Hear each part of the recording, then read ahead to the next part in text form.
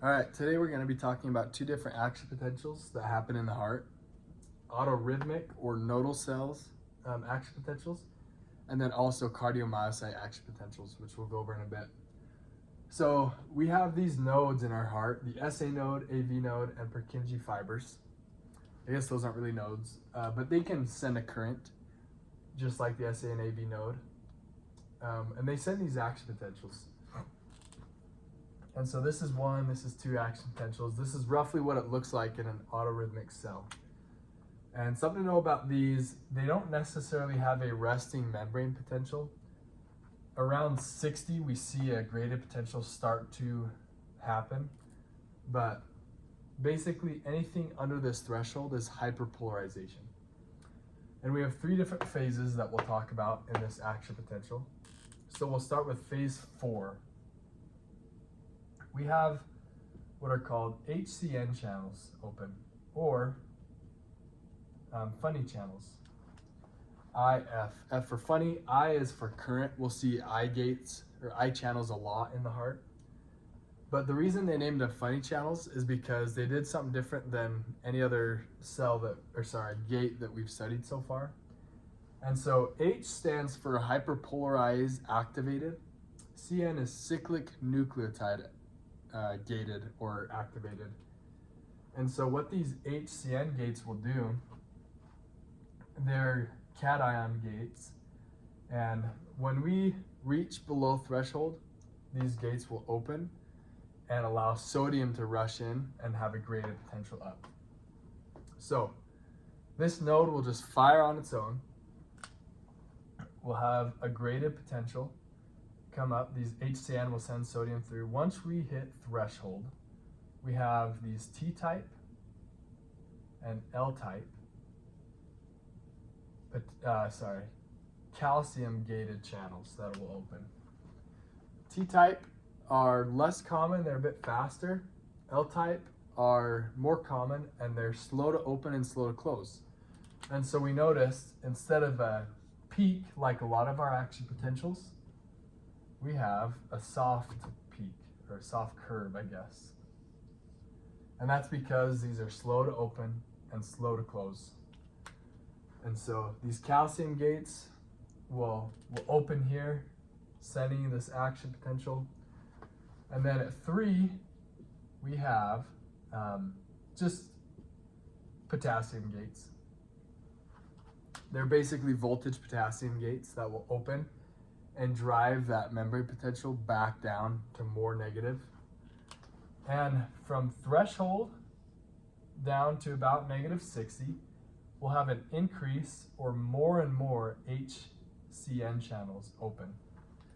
And so we'll have more and more open till we reach enough hyperpolarization and send enough sodium to drive that membrane potential back up toward threshold. And it'll happen again and again. And so that's autorhythmic. Then next we'll go over contractile. Okay, for contractile cells or cardiomyocytes, we have a little bit different of an action potential. We have more phases as well. We still have this phase 4. We do have a resting membrane potential, a threshold, and we have 0, 1, 2, and 3. So to start with phase 4, we basically have IK1 channels. So they're potassium channels that are in charge of keeping this resting membrane potential. And this resting membrane potential is more toward the Nernst potential of potassium. And so we have it about -90, which is really cool. So the contractile cardiomyocyte cells are connected through gap junctions of the autorhythmic cells. And so in the autorhythmic cell, as it depolarized and sent an action potential, we had this Blanc come in, and that will affect the cell. So this phase between the resting membrane potential and the threshold, we have this autorhythmic graded potential. That's the Blanc coming in and making the cell more positive, so driving it up. Graded potential. Once we reach threshold, we have these I, again, which is current I sodium gates, current sodium gates. And they're just like our voltage gated sodium gates that we've studied in the past. So we'll have an activation gate happen at threshold and an inactivation gate happen here. And so that's why we have a really sharp peak right here. And so the open, the ball will drop into place, inactivating the gate, and we'll start to see a drop. Also, why we start to see a drop, well, no, the reason we see a drop, is because we have these ITO 1 and 2 channels open. ITO 1 is just potassium. And so as it reaches up too high, this ITO 1 will open, potassium will rush out of the cell and drive this membrane potential back down, more negative. 2 is actually calcium induced chloride channel. And chloride, its driving force wants to take it into the cell. And so with potassium leaving and chloride coming in, we create more negative, and so it drives it down. But also, we have this calcium-induced chloride channel, so that means we have calcium coming in. And so, not quite sure where this happens. Might say in the book, actually, I need to look. But somewhere around here, the L-type calcium channel is open. And so now we have this plateau. And that's because we have calcium coming in from this L-type, so driving it more positive, but also this potassium leaving and chloride coming in, driving it more negative. So we reach a plateau. And this plateau is important because that is causing an absolute refractory period. And so the heart cannot be depolarized until this is back down, which is really cool. So phase 2, this plateau we have a few different things happen. We have what's called IKUR, potassium ultra rapid gates. And then we have this IKR, potassium rapid gates. And then we have this IKS. I guess I'm going to draw that a little higher, actually. Just not room. IKS, which is potassium slow channels. Ultra rapid, rapid, and slow. So these will open, and I drew this bad, but we'll probably see a slight decrease, right? Because we're driving the membrane potential down toward the negatives. And then these potassium rapid gates will open, going a little more. And then by the time these slow gates open, there's so much potassium coming in, we'll finally start to see it drop. As we see it drop, we also see the IK1 gates open again. And so we have all this potassium rushing out, driving it really negative, and we'll go back below threshold where we reach phase 4 again, where it's just the IK1. These will close, and the IK1 will keep that resting membrane potential until we receive another signal from our autorhythmic cell and start to send another action potential. All right, now we're going to be talking about ECGs. And we'll start off with a normal heart, what a normal ECG looks like. And what an ECG is, basically, I put black, is the current that is going through the heart as the heart, different parts of the heart contract or depolarize. Sorry, not contract, depolarize or repolarize. And the ECG machine will have a bunch of different leads. We're going to focus on lead 2, which basically means we have a negative sensor over here and a positive sensor over here. And so this will be lead 2. A normal ECG will have about 12 different leads, so we can infer different information, but this is the one we're going to use. Through a depolarization, basically what we get is we're filling the cells up with positive charges, right? And there's a bunch of negative charges on the outside. And an ECG tracing plots points, basically. And that helps us understand whether that goes up or down. And so, let's see, so if we have a depolarization that goes into the heart, starts at the SA node and starts to depolarize the atria, it's going to be something like this. Start at the SA node and just depolarize the atria. I'm going to stop about halfway because, so real quick, so this is a buildup of negative charges on the outsides of the cells, right?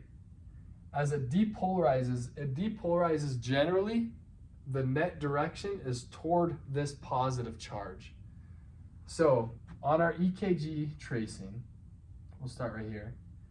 We're going to start like this. This is the heart at rest. This is the isoelectric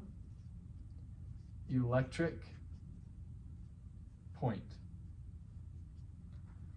When we start to depolarize and we have negative charges going toward a positive sensor, we're going to see an up, plots going up from the isoelectric point. Oops. Okay, still going. So, and at about halfway, we have the most separation of charges. So we're going to start to go up and stop about right here. As it continues to go and finishes the atria, we still are up because they're point, right? It's still plotting up points, but it's going to go back down because there's a less separation of charges. And so now our whole atria is depolarized, and so now we're back to the isoelectric point. This is called the P wave. So our waves that we count are P, Q, R, S, and T. There's the U, but we don't really talk about it or care about it right now. Okay.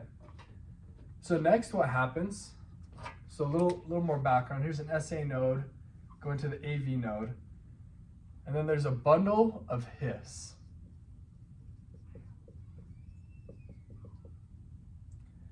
And these go to bundle branches. We're going to draw them in black.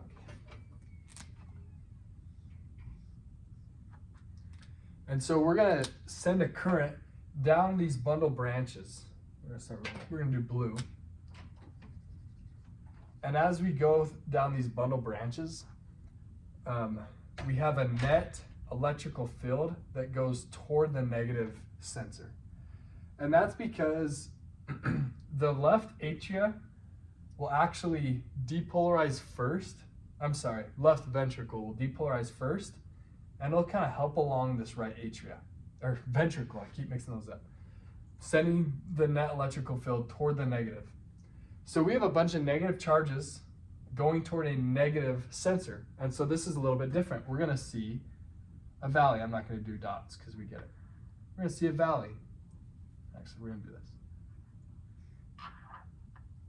And that is the Q wave.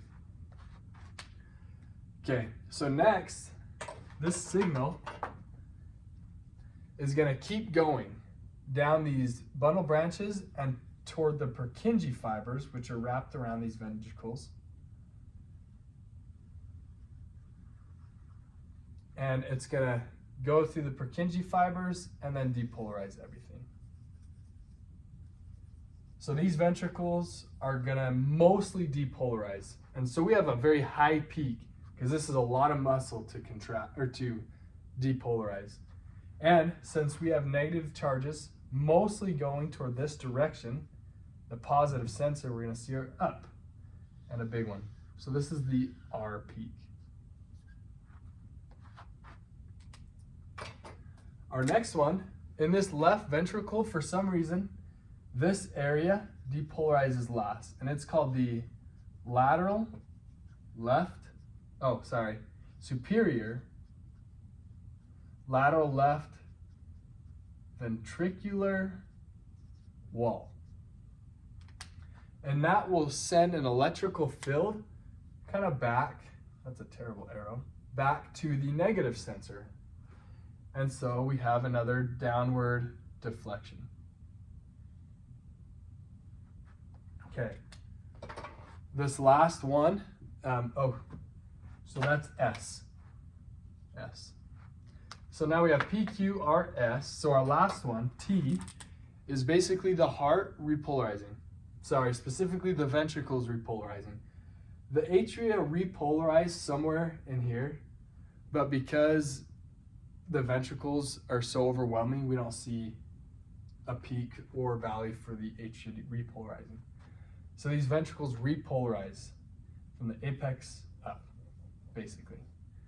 Very general diagram, but the net movement is toward this negative sensor, but since we're repolarizing, we actually have positive charges on the outside.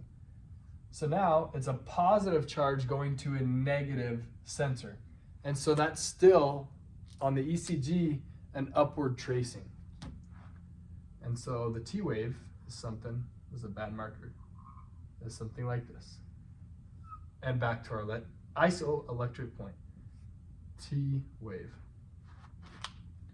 Okay, so that's what a normal ECG looks like. Okay, now we're going to talk about some abnormalities and a current of injury that can happen within the heart. So a heart, if it experiences hypoxic, if it experiences hypoxia, then I'm going to draw ventricles. Sorry.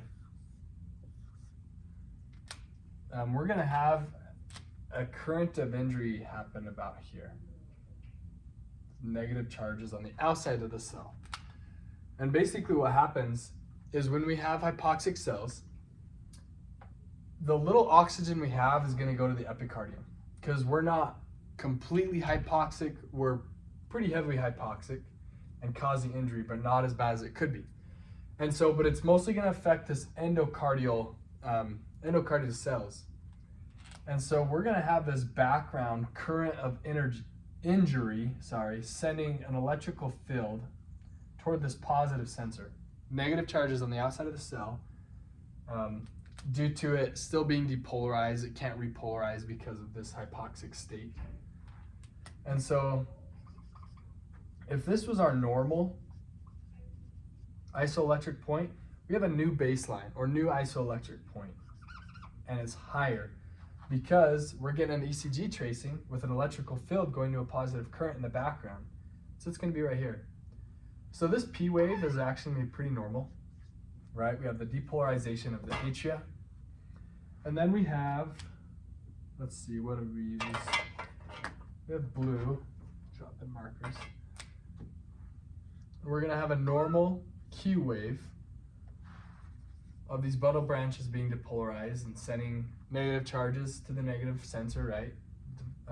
Downward deflection. And then we're going to have a pretty normal R wave, the ventricles depolarizing.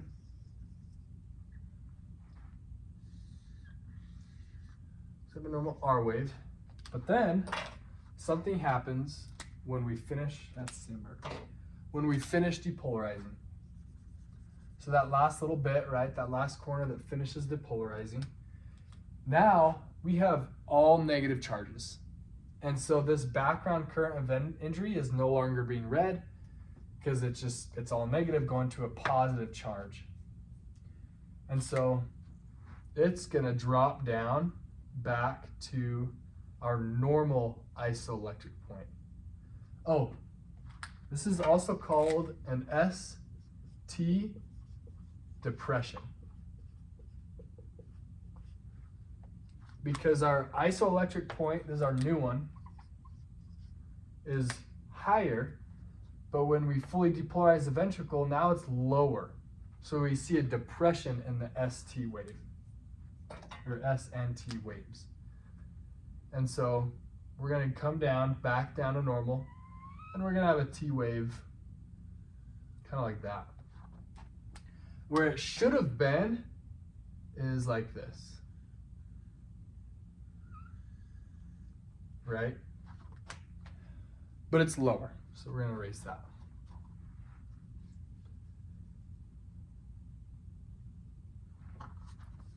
We also have what's called a STEMI, which is a ST, elevated myocardial infarction. And since this is not elevated ST, this is a depressed ST, it's a non-STEMI or NSTEMI. So that's what happens with an NSTEMI. Okay, now our second current of injury is called a STEMI, or ST elevated myocardial infarction. And this current of injury is now bigger, and it'll go a different direction, because the reason is now we're in severe hypoxia. And so now not only the endocardium gets affected, but the epicardium as well. So we got this whole part of the muscle has these negative charges on the outside because it won't depolarize. It remains depolarized, it won't repolarize. So our current of injury sends signals, basically the net effect back toward this negative sensor. So we have negative charges going back to a negative sensor. So let's say if this was our normal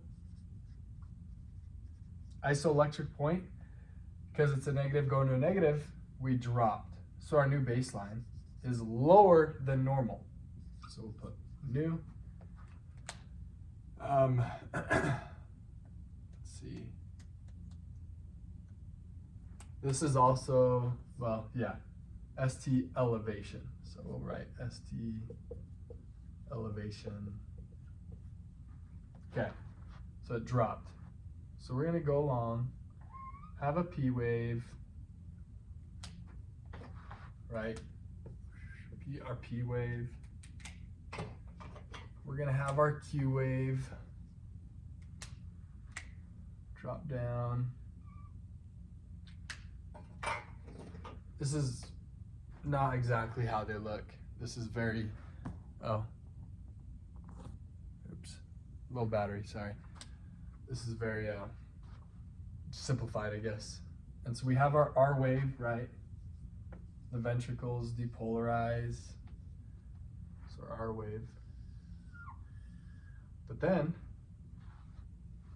as the last part finishes up, we're back to our normal isoelectric point, because this was sending a current of injury, a background current, but now it's not. And so we're gonna have an elevated S and T, well, that was S. I think we did black for T because it's repolarizing, right? An elevated T. So before it was depressed and this is elevated.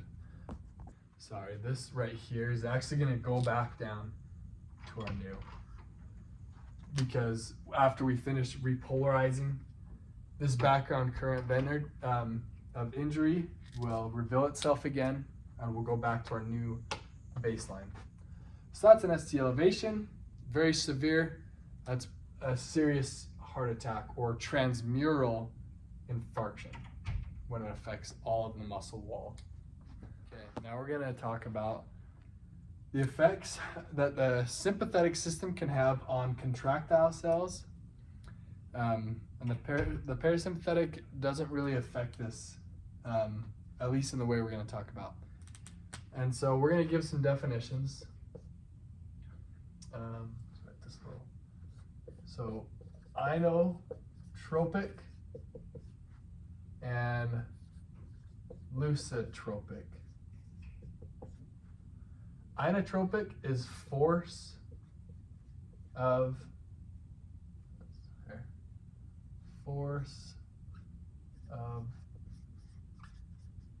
am I writing off screen? No.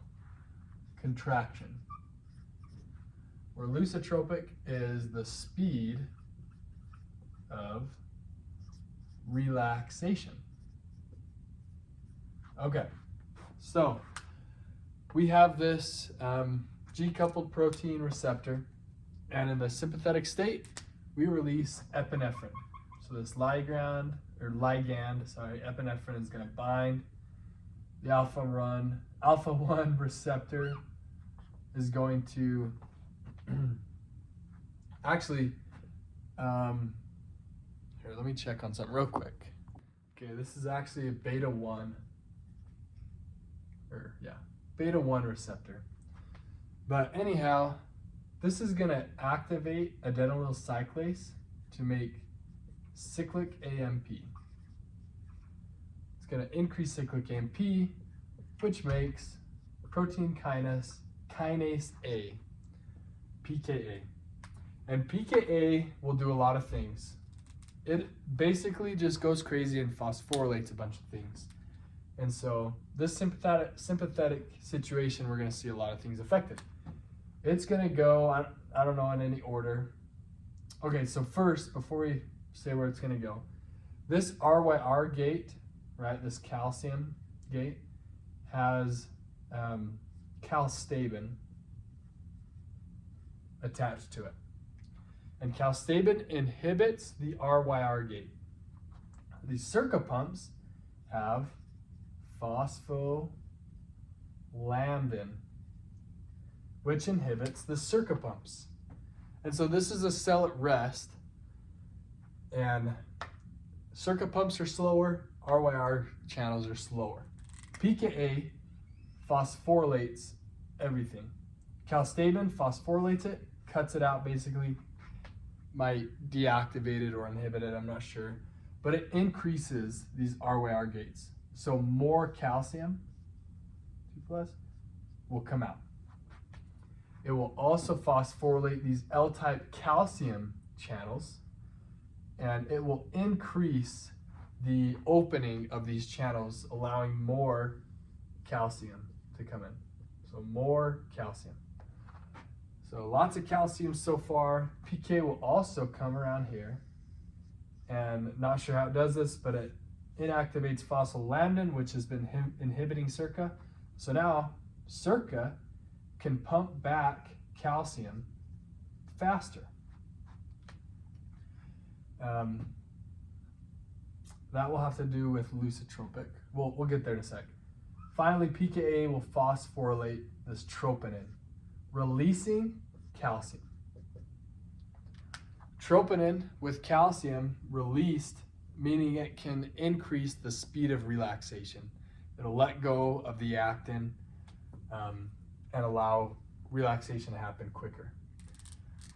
More calcium in the cell from the RYR and L-type calcium, that increases force of contraction. Everything happens with calcium.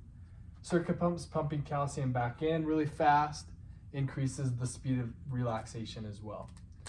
So we're gonna have an increase of inotropic or force of contraction and an increase of lusitropic effects or speed of relaxation. So it can contract harder and relax quicker. Doesn't necessarily affect the heart rate. We're gonna talk about autorhythmic cells that will affect heart rate. Okay, now we're gonna talk about autorhythmic cells. In case of a sympathetic signal, we're gonna epinephrine scent bind to that same receptor, affect the adenylyl cyclase, increasing CAMP, making PKA, and kind of does all the same thing as we learned in the contractile cell. And it's gonna increase slope and decrease threshold. But instead of affecting the force of contraction and speed of relaxation, it's gonna affect chronotropic or heart rate. It's gonna increase chronotropy. So increase heart rate, increase how many signals it's sending. And so increase slope and decrease threshold. The new threshold will be lower and we'll get there quicker. So we'll have lots. I guess these should be higher. That's a bad picture, but you get the point. It'll be faster. Another thing this does, do you remember, do you remember? We talked about having, we'll stay in purple, these H CN channels. So hyperpolarized gated or cyclic nucleotide gated. And so when we have a cyclic nucleotide or cyclic AMP, this will affect this channel and increase. So more calcium will come in. So we have an increase in calcium. I think that's actually sodium. Hold on. Just cations will come in. So sodium or calcium, could be either one. So that will also help increase chronotropy. So that's the effects of our sympathetic system. In our parasympathetic system, we have the same thing basically, but we'll have this G protein coupled receptor with a heterodimer. So I drew that kind of connected. So this is a heterodimer. Heterodimer. And what that will do, this alpha receptor, this is adenylyl cyclase, will go and that will decrease cyclic AMP. So this won't be increased, this will be decreased. So it'll slow down our chronotropy. This heterodimer though will also go down and affect,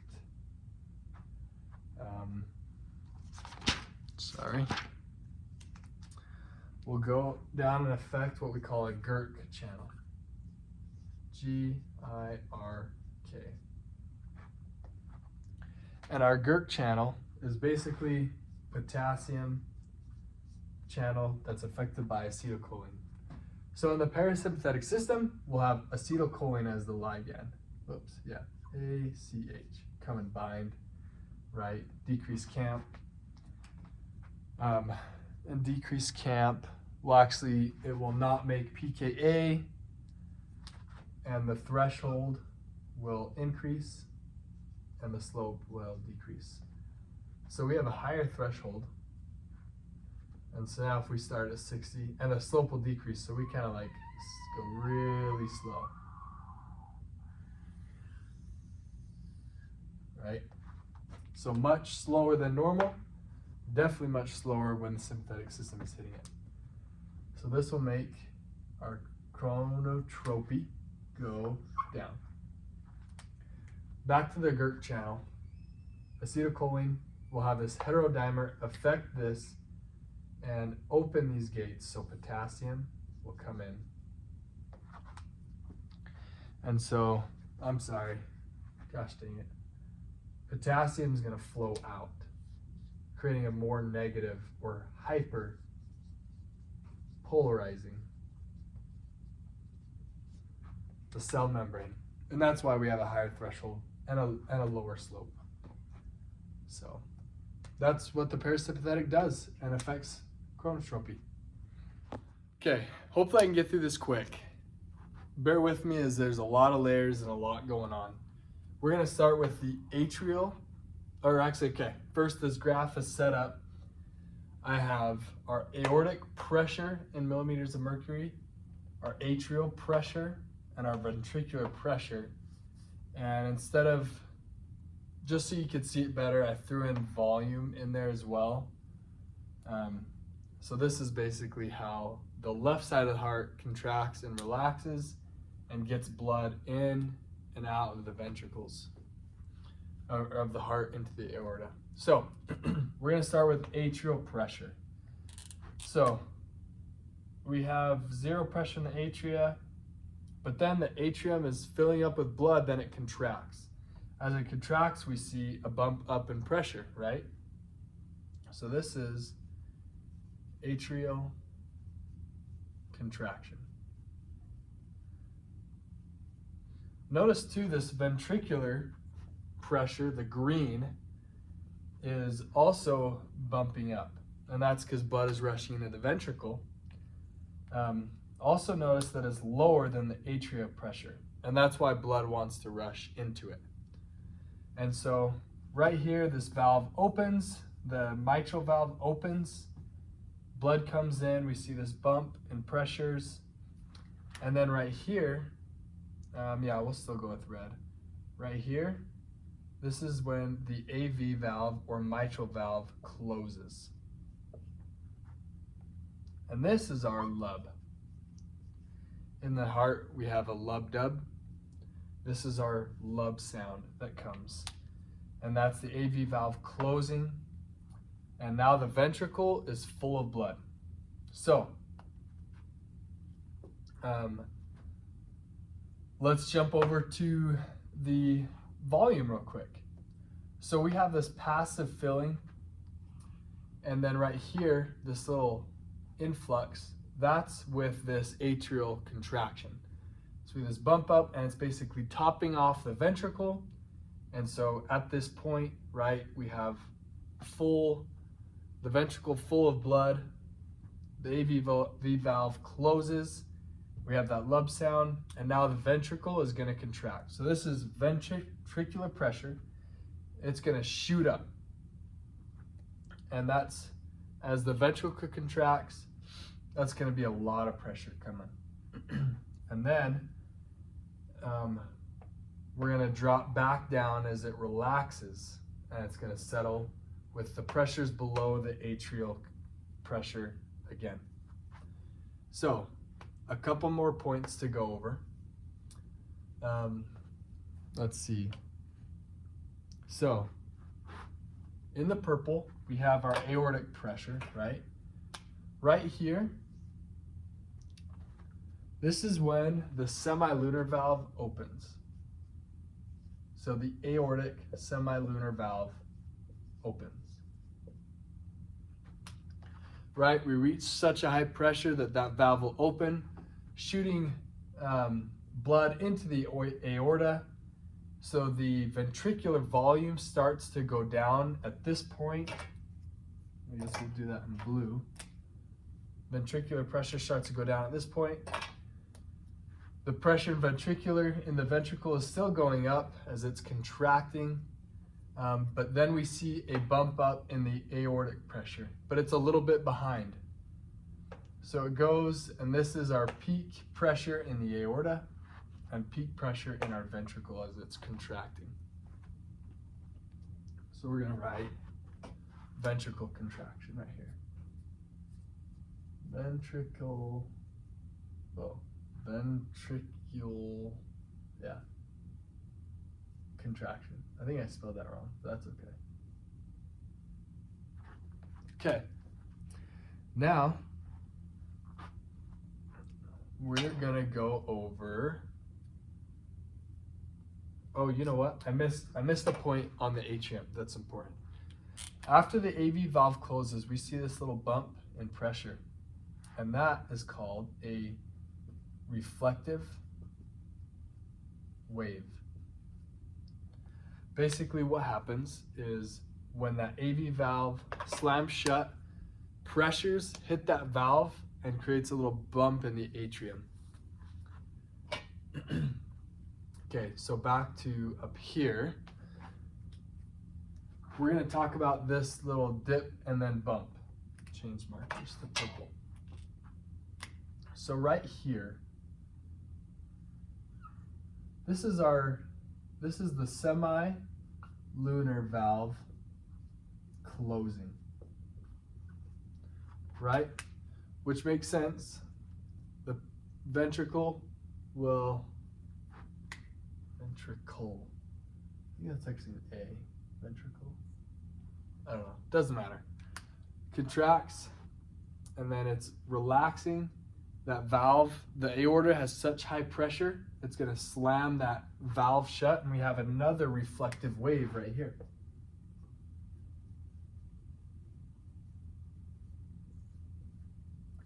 And that's from the blood that rushed in the aorta and coming back.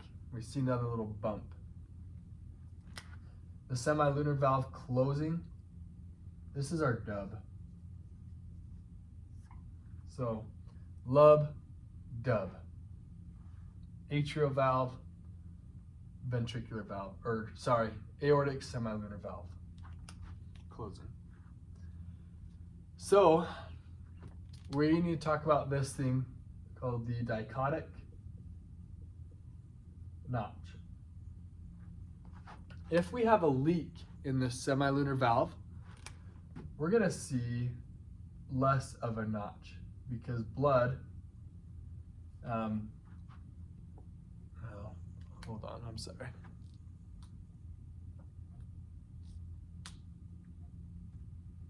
Yeah, we just see less of a notch because blood will still leak through and the pressure will still remain high.